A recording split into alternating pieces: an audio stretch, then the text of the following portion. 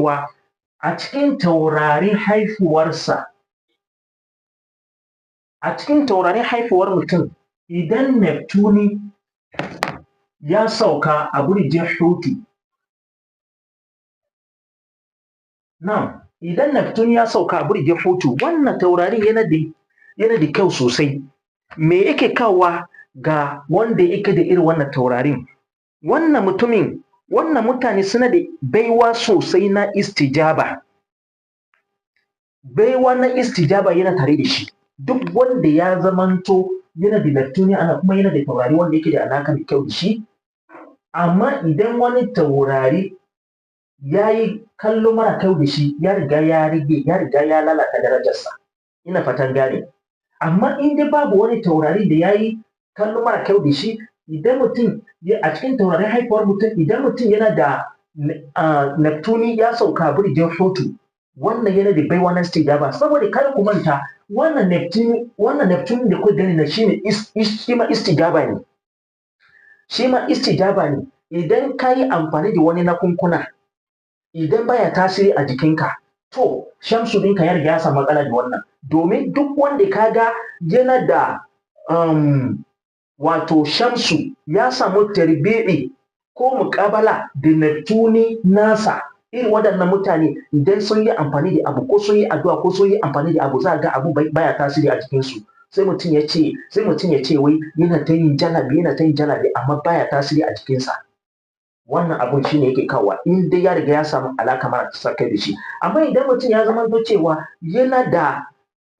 ya zamanto cewa shamsu ko alƙamar a cikin taurarin haihuwar mutum yana da alaƙa mai kyau da Neptune ko tasdisi ko taslisi, wannan duk abin da ya sa hannu, duk wani ganye ko wani sanadari idan ya haɗa, wannan ya riga ya zamo fayakunu. Ina fatan gane. Domin Allah ya yi masu baiwa na istijaba. Istijaba yana tare da su. Ina fata an gane. Na'am. Kuma sun kasance suna da ƙarfin ruhi sosai. Siyasa suke yi wasu abubuwa inda ba kowanne mutum yake yi ba. Allah ya ba su ƙarfin ruhi.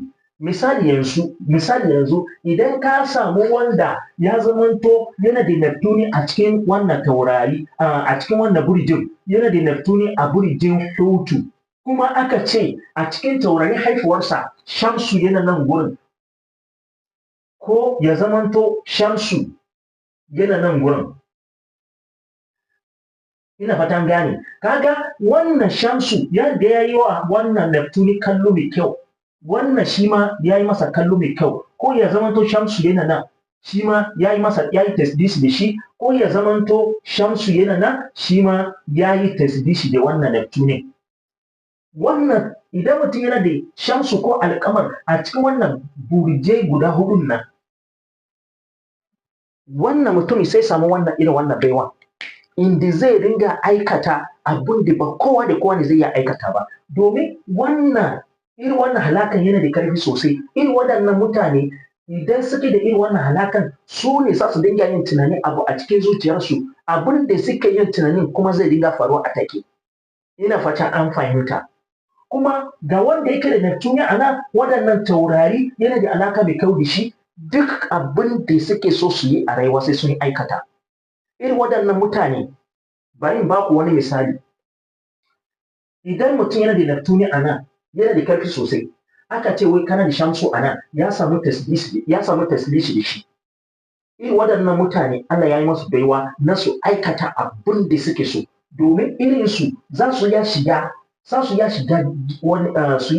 iya biyo ta bango su fita ta misali yanzu kana so ka shiga daki kuma kana so ka shiga ta kofa, sai ka shiga ta bango. Irin wannan Allah ya ba su iko ne, amma sai dai mutum bai san yadda zai yi amfani da shi ba.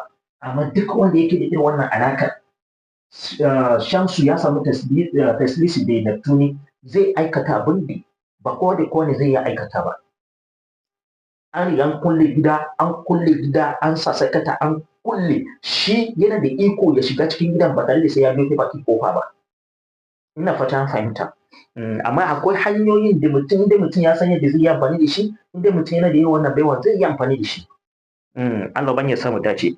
Na'am. kuma Allah yana yaye masu kashafi.